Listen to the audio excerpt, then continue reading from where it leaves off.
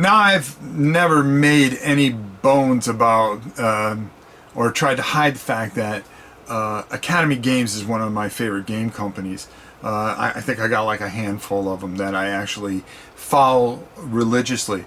But definitely Academy always has, because they never made a bad game. Well, recently and finally, after years and years of waiting for it, it's here. Conflict of Heroes, Storm of Steel. I'm not going to beat around the bush, okay, and drag it out. We're going to get right to the point here. And Uwe and Gunter have done a masterful job on this. So I'm not going to cut to. I'm not going to tell you that this is bad, but there have been some changes. Are they good changes? Well, there's only one way to find out. Let's go down to the table. I'm not going to go over everything. I'm not going to show you everything. I'm not even going to try. What I'm going to do is we're going to break things down a little bit. I just wanted to show you once again. His rule books their rule books are just ridiculous.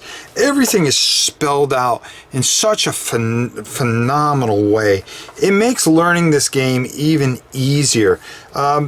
There's only a couple pages that you need in the beginning, and then they start to teach you everything as you go. So you'll do the first two scenarios, which are just going to be infantry, and then you're going to start adding things like indirect fire, smoke, tanks, vehicles. You know, all these things work their way in, so you're not overwhelmed right out of the gate.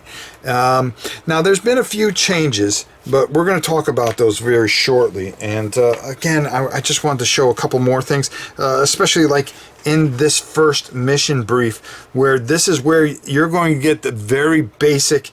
And as you can see, you're going to have your Germans coming in here. This is about moving a satchel and everything, and really just easy, to the point, and gives you the baby steps, so you get a fantastic feel of how this mechanism works. And that's the greatness and the genius of Uwe and Gunter, and how they put this. There's a lot of thought and a lot of time that goes into putting this third edition together, and it's magical. The boards are huge. I just got one board out right now. You're going to get 4 boards with this, but you're going to be able to do some amazing battles, and you get 16 battles in the mission book. The next thing that I really want to break down for you guys is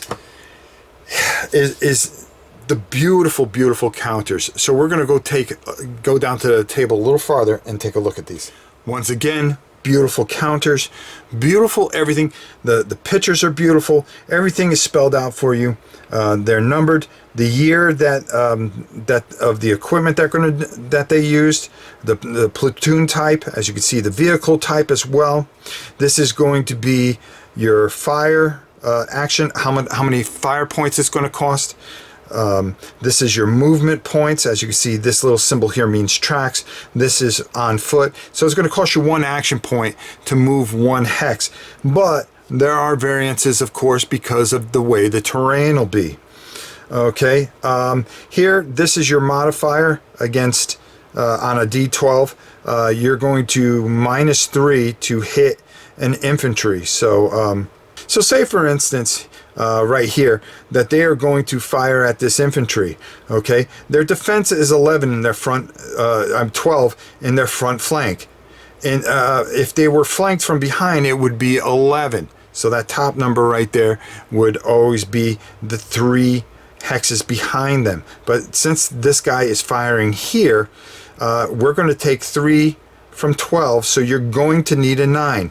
Now there's other modifiers that would take it off and more, but you're going to roll your 2d6, and then, well, I hit a 12, so I actually hit, which is pretty incredible when you think about it. At that point, you would pull out of the bag one of these chits, and as you can see, it would give certain modifiers because they would be suppressed. If they were to take another hit, they would get off the board and be removed from the game and considered a victory point. But getting back to explaining what the chit is, this is their modifier against armor. Obviously, infantry really doesn't have too much of a chance against armor. This is the range. There are modifiers. You can fire up to double the range, but they are going to be negative modifiers. So you would be able to fire 12 hexes away. This here is the defense, like we explained before. This is the rear flank, your armor. Again, the 3 hexes behind and the 3 hexes in front. This green here is your fire arc. It actually helps you and determines your fire arc.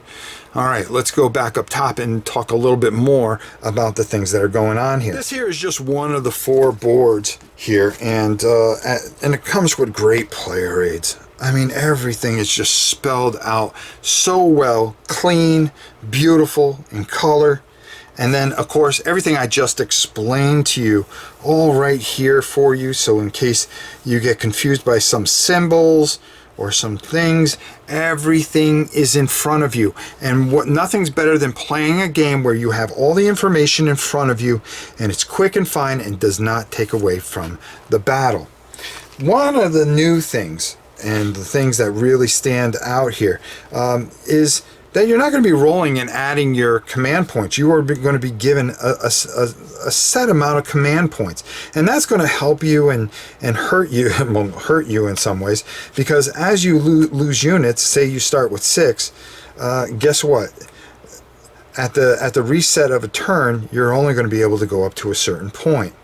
But the real thing in the 3rd edition that changes everything is the spend check, the action cost. Okay, and you're going to see if the unit gets spent. So how does that happen? Well, say you want to fire on another unit, and you go through all your modifiers and everything works out. Well, you're going to need to use 4 action points. Well, this little die here. This little die here is going to say that there is a 60% chance that you're going to be spent. Okay, do you want to take that chance or wait a time to see if there's a better modifier? But no, we're adventurous, so we're going to go. And well, we rolled a 3, so anything equal to or under, well, guess what? That means that particular unit is spent. Okay, and cannot be used again. It can be used again. You can push that unit, but there are going to be penalties for that, and then units are going to get shaken and broken. I'm going to talk more about this up top on the realism of this and how soldiers act under pressure, under fire. They don't charge in the woods. They don't do things.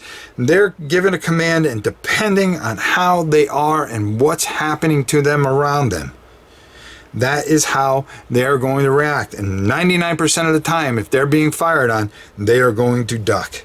And that is reflected with this one single die.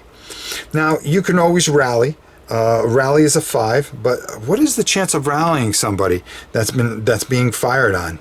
It's not very good, and it wouldn't be good because, boom, that would cause them to get another token on them, or a shooken token on them. So again, just a really, really brilliant system here, because you're going to keep on going turn by turn against each other until everything is spent or you pass. And once both sides passes, then the next turn will happen. You're going to have a round marker, and everything's going to be attributed to victory points. And of course, your mission rounds, depending on what you need to achieve certain things. The real thing here, though, again, I can't stress it enough, is how these things react and how things can go wrong. There are times that you can do units twice here. So maybe we rolled and we made that roll. Once that unit's used, it's going to get one of these to say that it has already been used, because there's going to be a penalty for using a team one after another. Now, say you decided to use this guy. Once that guy is used, well, guess what? You'll move this marker So there's not 1,000 of these markers out there. You only have to wait another activation to be able to go back to another activation. Command points are fantastic because what they're going to do is they're going to help you lower some of those modifiers. So maybe you needed a 4 here. Do you want to take a chance on that? Well, you can use a command point. Say you had 6, and I think it's up to 2, to be honest with you, that you can use to lower. I believe it's only 1 for a roll modifier that you can bring that down to 3, which will give you a 50% chance of being able to fire. And no, we still would have failed and we would have flipped over. When you take damage, you're going to get one of these markers and you're going to draw those out of the bag. You're going to flip it over, and as you can see, we're stunned. So you can see that we can't do a lot of things. We can't fire, we can't move, and we can't do anything, to be honest with you, with this particular thing on here. If the unit was to get hit again, it would be removed from the game. I believe I said that earlier, but I want to make sure that we get that home. And it's the same thing, of course, with armor. There's a whole different thing here. And again, I haven't even shown you everything because we're going to be doing a live playthrough of this, but I really just wanted to hit and talk about how fantastic and easy and smooth that this game is, and I highly suggest you go to Academy Games and check it out. Let's go up top and get my final thoughts as I talk more about the realism of the spend checked reference table and what this die does to really make this 3rd edition really shine. So, without further ado, let's head up top. Amazing. Amazing. Uwe, Gunther, amazing. What can I say? Already one of my top games of all time, and it just got better. Now, listen, I didn't show you everything. I didn't even show you the cards that you get. Certain scenarios are going to give you cards and stuff like that. I didn't go over all that because we're going to do a live play of it, but there's 1,000 boxing videos out there, and I wasn't going to waste your time doing another one where you're going, okay, let's get to the end of this where he kind of talks about it and let you know what he thinks. I wanted to kind of show you things, make things very simple and get to the point. That's exactly what I wanted to do. The thing is with this, because listen, the quality components, the trays, the 3 other maps, the rest of the things are off the chart, okay, and you can find that easily. My thing is, the thing I want to talk about is how smart this game is. Everything he's touched, from that solo expansion to the firefight generator that I'm going to be using quite a bit for this particular module, is just brilliant and well thought out.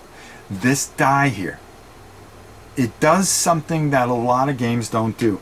A lot of armchair generals or guys want to go, oh well, we're going to move to the right flank and we're going to go through all this fire, and it's not an action movie. Okay, it's not an action movie.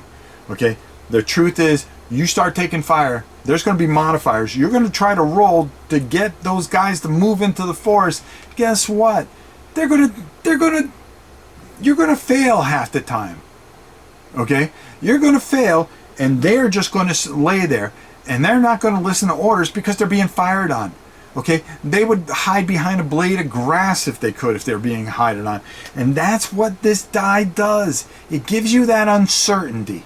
Okay, that track, that action point track, the more you ask of them, the greater probability that they may not do it. And using your command points are going to be very essential because you're going to try to turn things into your favor.